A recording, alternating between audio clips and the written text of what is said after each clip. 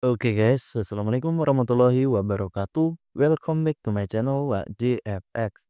Ya, udah bulan ya kita nggak video dan hari ini sesuai janji gue yang ada di polling dalam channel dan juga komen di YouTube, sorry di TikTok gitu kan. Gue akan bahas atau breakdown ya dari thread yang gue ambil beberapa hari kemarin. Gue kemarin jatuhnya swing lah ya. Jadi nggak setiap hari ya ada momen enti, nggak setiap hari gue enti ya. Jatuhnya swing, memanfaatkan kondisi tren yang sedang berjalan saat itu. Nah, langkah pertama sebelum kita menentukan, kita memutuskan untuk ambil trade apa nih, sell atau buy ya. Pertama kita menggunakan storyline kan. Karena di sini kita menggunakan alkemis ya, kita wajib menggunakan yang namanya storyline. Storyline. Lalu, ketika kita sudah menentukan POI-nya ataupun area yang high, probability gitu ya kan untuk harga itu reversal, selanjutnya apa?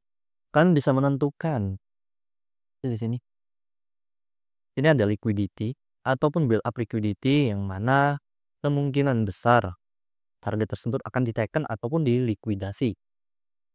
Terus step ketiga itu apa? Kalian boleh menentukan storyline berikutnya. Ya, dari storyline ke storyline ataupun STL ya, ini STL ini storyline.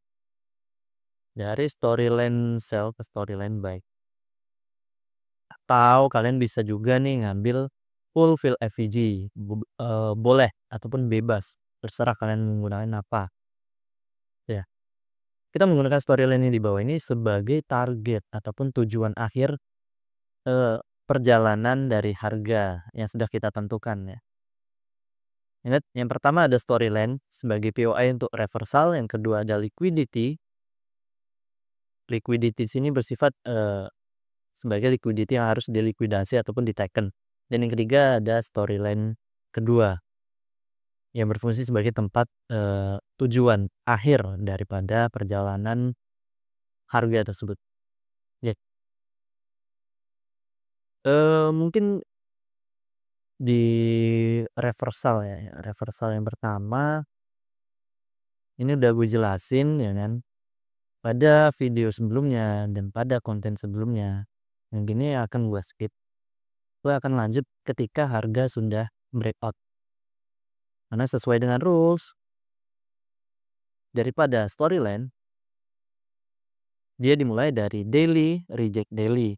Ini.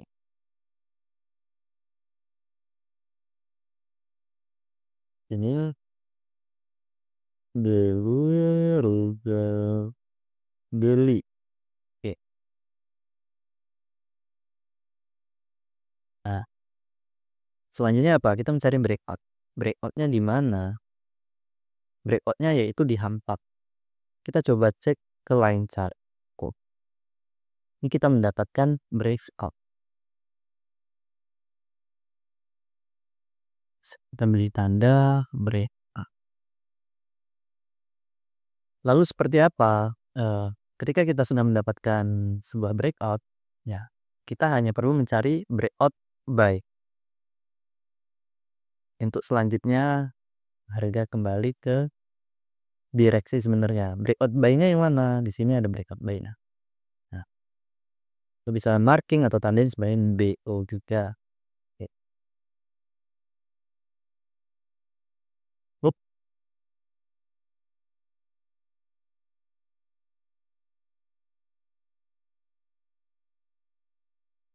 Kedua breakout sudah kita tandain. Lalu apa? POI. Nah, di sini POI juga menjadi hal yang terpenting. Terus kedua, selain POI apa? Kita harus menemukan sebuah liquidity. Namun sebelum kita masuk kepada yang namanya liquidity tersebut, kemarin gue ambil daily atau gue masuk ke daily. Di sini breakout daily itu terjadi. BO. Disitulah breakout daily terjadi. Di situ bisa kita anggap sebagai POI yang terbaru sebelum kita menentukan trading trading range ya. Sebelum kita memutuskan untuk mengambil langkah trading selanjutnya. Kembali lagi ke H4. Berdapat apa? Nah, jika kalian melihat di sini ada first thoughts ya. First thoughts. Second thoughts-nya yang mana? Second thoughts-nya. Jadi konsepnya itu apa sih sebenarnya? Di sini. Kalian pasti nggak asing dengan Conference Sweep Liquidity ataupun TS. Nah, conference tersebut sangatlah penting karena apa? Ya, biasanya harga itu akan membentuk namanya stop hunt, buy stop, stop hunt, swap liquidity, grab liquidity sebelum dia melanjutkan pergerakan ataupun reversal ke arah yang sebenarnya. Nah, lalu yang kedua itu apa? Setelah kita mendapatkan POI dan juga liquidity. Nah, ini saya masuk di H1 ya. Oke. Kalian mungkin pernah menemui perbedaan. Perbedaannya tuh kayak gini nih. Ntar gue hapus yang ini. Nah, konsep sederhana dari QN itu ada yang seperti ini. Dan yang kedua ada yang kayak gini nih. Ketika harga belum breakout di area sini, namun harga naik dan respect kepada area QM. Nah, sini terdapat dua case yang berbeda. Kalian pasti sering menemukan case-case tersebut. Nah, namun jika diperhatikan harga di sini itu mengambil dari skema yang keberapa? Apakah yang pertama ini atau yang kedua? Ya, harga mengambil skema yang kedua. Coba kita lihat secara line chart. Nah, ini terlihat dengan jelas ya. QM-nya di mana? QM-nya di sini. Oke. Kita bisa tandain QM. Di sini harusnya terjadi breakout. Jika kita menggunakan skema yang pertama ya harusnya seperti ini. Sesuai skema. Dia ada high terbentuk, higher low, higher high, lalu di break higher low yang ini menjadi lower low. Lalu koreksinya bukan lagi menjadi higher high melainkan lower high. Dan react-nya kemana? React-nya bertepatan dengan QM tersebut. Namun pada case yang kita alami itu berbeda. Jadi harga itu nggak membentuk lower low, dia tetap membentuk lower high. Namun higher high-nya nggak lagi terbentuk sehingga dia membentuk lower high di sini. React-nya kemana? Ke QM. Seperti ini contohnya yang kita lihat dan ya.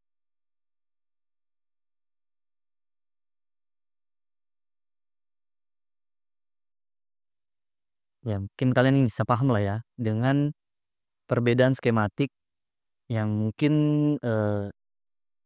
terjadi di dalam market. Apalagi dari kebanyakan kita mungkin kita harus nunggu breakout terlebih dahulu baru kita entry. Ya karena apa? Ketika breakout itu sudah terjadi, memang ya, memang itu akan menambah confidence kita, menambah high seberapa tinggi probability yang akan terjadi. Kalian mesti mungkin ragu ya. Karena mungkin bisa aja kalian mengira ini harga, wah ini ada UB nih. Ada resisten become support ya kan. Kalau kalian melihat dengan jelas ini resisten become support nih naik nih. Ya kan? Tanpa kalian lihat bahwasanya POI di daily itu udah diambil kan gitu. Jadi kalian mengira bahwa harga akan masif kembali naik. Oke. Itu untuk entry gue yang gue ambil di sini. Lalu ada second entry yang gue ambil setelah harga itu breakout. Nah, terjadi breakout ya kan? Terjadi breakout. Lalu kita cari kembali mana breakout selanjutnya. Nggak pakai H4 bang. Sebenarnya bisa aja pakai hampat, tetep kayak hampat kayak gini jatuhnya. Tuh, dapatnya di sini ya kan. Nah, ini breakout buy dan breakout ini kita turunin kalau kita menggunakan hampat. Oh, sorry. Nah, ini kita naikin.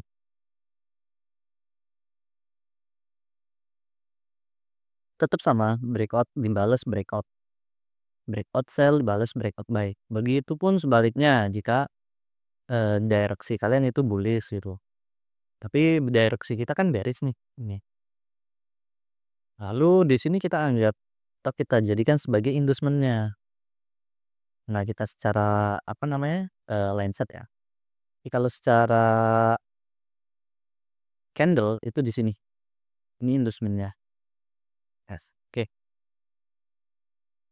Lalu Bang kenapa nggak ambil entry daripada breakout ini? Nah, betul. Karena di sini kan kita melihat nih ada sedikit wick yang lebih tinggi daripada breakout tersebut, maka gua mengasumsikannya itu sebagai inducement. Jadi gua naikin lebih sedikit poin entry gua itu di sini. Dan itu bertepatan dengan apa? JH1 kita lihat. Sini ada key level. Di video-video sebelumnya gue udah menjelaskan key levelnya itu seperti apa ya. Satu poin yang sama itu terus di-react berkali-kali. Contoh ini 1, ya kan? 2, 3, 4 gitu. Bahkan 5, 6 dan yang terakhir di sini. Jadi ini menjadi key level kita karena nggak cuman sekali di-react. 1, 2, 3, ya 4, 5. Di sini bahkan di-react juga nih 6, 7, nah 8. Oke, coba kalau kita lihat secara candle. Tuh, bahkan lebih dari 8 kali ya kan. Nah, kenapa pas di reaksi ini kok bisa bisa diistilahkan touch and go ya? Kan gue bilang hoki aja dah udah. Hmm, Ya karena memang berpatokan atau berpedoman pada key level yang udah ditentukan gitu. Jadi nggak harus touch and go ya. Terkadang memang harga itu naik ke atas lebih dikit itu kan bisa jadi di sini atau mana itu karena status pada dasarnya saya menggunakan time frame di H1 ya. Kalian jangan pelit SL lah ya. Sayang lah apabila kalian pelit SL ya. Kejadian kayak gue sebelumnya yang di atas ini nih. Sayang banget terkena stop loss gara-gara nggak memperhitungkan spread antara MT dengan posisi entry-nya gitu. Oke, first entry sudah ditentukan, second entry sudah diambil juga, lalu ada third entry. Nah, di sini third entry gue menggunakan apa? Gue menggunakan confluence bukan sih, bukan confluence, gue menggunakan refine time frame. Refine time frame-nya seperti apa? Ini. Kita masuk lagi pada line cut. Ini kalian lihat Beko ya. Kalian lihat Beko. BO di sini bisa juga berlaku sebagai support become resistant. Nah, oke, ini bisa berlaku support become resistant. Tapi Bang, harga belum nyentuh ke bawah atau belum break ke bawah nih. Ini harganya belum break ke bawah, apalagi di sini nih ada V klasik ya atau FX gitu kan. Ini saya tandain sebagai V. Bagi kalian yang mungkin nggak tahu V klasik itu apa, V klasik ataupun A klasik itu tuh sebenarnya sama aja guys kayak FX. Dia yang membedakan ya cuman dari penyebutan namanya. Sebenarnya sama, itu hanya sekedar support dan juga resistance. Tuh. Ini P. Hah, ini SBR. Lalu apa alasan kuat yang bisa bikin gua ambil support become resistant di atas ini? Ya karena balik lagi, storyline kita tuh apa? Storyline kita dimulai dari atas ini loh. dari storyline daily, tujuan utamanya kemana? Oke, yang pertama ketika kita sudah mendapatkan tujuan pertama yaitu taken liquidity di sini. Namun di sini kan masih menyisakan storyline daily setelahnya atau tujuan akhir gitu kan. Jadi apa salahnya ya kita masih berpatokan pada storyline yang sudah kita tentukan tersebut. Karena konsepnya seperti ini, kita tahu storyline ataupun tahu bias, kita bisa tahu dengan namanya tren. Namun jika kita tahu dengan tren, belum tentu kita tahu bias itu mau kemana. Seperti contoh kalau kita menggunakan time frame di bawah 1 jam ya kan. Di M15 ini, oke mungkin kita kira harga ini naik ya kan, naik, oke naik gitu. Trennya bullish nih, bullish. Nah, kita tahu dengan secara jelas, secara gamblang di mata itu trennya bullish. Namun biasnya kan tetap biasnya bearish, storyline-nya bearish. Jadi tetap gua tetap menunggu harga itu untuk koreksi untuk gua ambil lebih banyak lagi sell posisi. Nah, di sini ada yang beda ya. Ada support become resistance di sini ada yang beda. Kenapa? Karena gua nggak ambil posisi di area tersebut. Gua refine time frame ke time frame di bawahnya. Bahkan gue sampai refine ke M5. Yang mana tuh bang? Nih gue kasih lihat. Kemarin ada temen kalian yang memang nanya, ya kan? Itu ambilnya gimana? Ambilnya di tempat apa? Gue kasih tunjuk di line chart. Mana key levelnya? Ini. Nah, kenapa gue bilang key level di situ? Di sini ada 1 sentuhan, ada 2 sentuhan, ada 3 sentuhan, ada 4 sentuhan.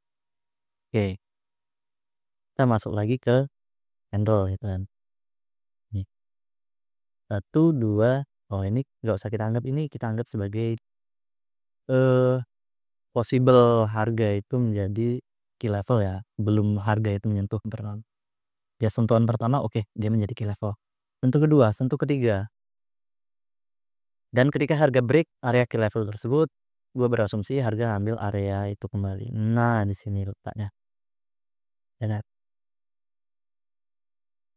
Itu udah gue bahas kemarin sama salah satu temen yang memang rajin untuk nanya, "Bang, ataupun apa sih, konsultasi lah ya istilahnya kan gitu. Konsultasi kepada area-area yang memang udah dia gambar sebelumnya. Di situ gua ambil. Terus ada lagi yang mana? Kalian kalau memang menggunakan low time frame ataupun refine time frame, kalian bakal menemukan hal yang lain gitu. Ataupun menemukan opportunity entry yang lain. Yang mana itu ini. Kalian bisa mendapatkan, nah ini apa sih? Kalau kalian menggunakan price action ini kalian tahu drop base drop ya kan? Atau kalian bisa bisa menyebutnya sebagai support become resistance bisa. Kenapa? Di sini juga terdapat skill level loh guys. Kalau kalian teliti tuh bisa aja kalian dapat di time frame berapapun tuh. Kan sih. Nah, harga break ke atas, retest ke atas, terus break lagi ke bawah, retest bawah, break lagi ke atas, break lagi ke bawah, retest, break lagi makin dalam nih. Nah, makin dalam ini ialah momentum kita ya kan. Untuk manfaatkan ketika harga retest kembali ke area tersebut. Karena yang namanya key level, dah level kunci istilahnya kan gitu. Harga tersebut bisa kembali ke atas dengan meretest kembali area yang disebut di level itu. Nah, kayak gitu. Lumayan lah kalau kalian entry sell di sini, SL di atas sini gitu. Dengan yang pastinya dengan mempertimbangkan spread. Terus TP-nya cukup di sini sih karena kalian menggunakan M5 ya. Nggak usah banyak-banyak. Tuh kalau kita ukur itu bisa mendapat lumayan loh guys, 130 pips entry dengan drawdown-nya sekitar 80. Sorry, 8 pips. SL yang ditentukan oke kita anggap atas sini karena menghitung spread. Tuh, 17 pips masih rasional. situ ya. Oke, kita balik lagi ke H1 nih.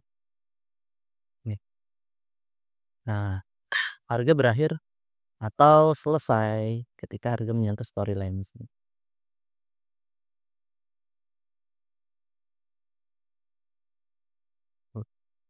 Oke, intinya, eee, ketika kalian ingin menentukan strategi trading kalian itu seperti apa, seperti halnya scalping, seperti halnya kalian mau intraday, seperti halnya kalian mau swing gitu ya. Kalian, harus tahu dulu biasnya itu kemana, storyline-nya itu kemana, bullish kah, bearish kah? Dan kalian juga harus paham kapan harga itu reversal, kapan harga itu continuation, kapan harga itu mengalami manipulation, kapan harga itu mengalami, fase accumulation, kapan harga itu mengalami fase distribution. Nah, itu kalian semua harus tahu. Pada dasarnya sebenarnya konsep basic ini, konsep dasar ini sudah pernah kita pelajari di metode support dan resisten biasa. Namun, karena kita menggunakan banyak, eee, confluence lain, bisa kita ambil dari accumulation, terus dari manipulation, distribution, terus reaccumulation, manipulation, distribution, kan seperti itu ya. Ini bisa kita pahami, jadi kita nggak hanya sekedar tahu harga itu ke atas ngapain ya, harga itu ke bawah ngapain ya, harga itu sideways ngapain ya, kan seperti itu. Dan materi tentang accumulation, fase manipulation itu banyak gue bahas kemarin di playlist liquidity. Kalau kalian masuk ke playlist liquidity, itu kalian pasti bisa, tahu lah kenapa sih harga itu bergerak dulu ke atas baru ke bawah, kenapa sih harga itu bergerak dulu ke bawah baru ke atas, kan seperti itu. Dan ada satu lagi konsep nih namanya algoritma. Algoritma itu seperti apa, itu udah gue bahas. Gue bikinin satu video di playlist algoritma, itu kalian bisa pelajari. Dan ya mungkin sekian penjelasan dari gue, dan kalian udah nunggu selama 1 bulan. Video ini dibuat cuman eee, selama 23 menit. Kalian nunggunya udah sebulan gitu kan. Ya karena harap maklum ya, gue banyak agenda, banyak kegiatan yang mungkin nggak bisa ya diganggu ataupun nggak bisa gue tinggalin. Jadi mohon maaf sebelumnya. Dan apabila kalian suka dengan video gue, kalian bisa like, komen, dan subscribe. Jangan lupa share ke teman kalian yang membutuhkan. Apabila gue ada salah kata, gue mohon maaf. Gue Wak JFX. See you in the next video.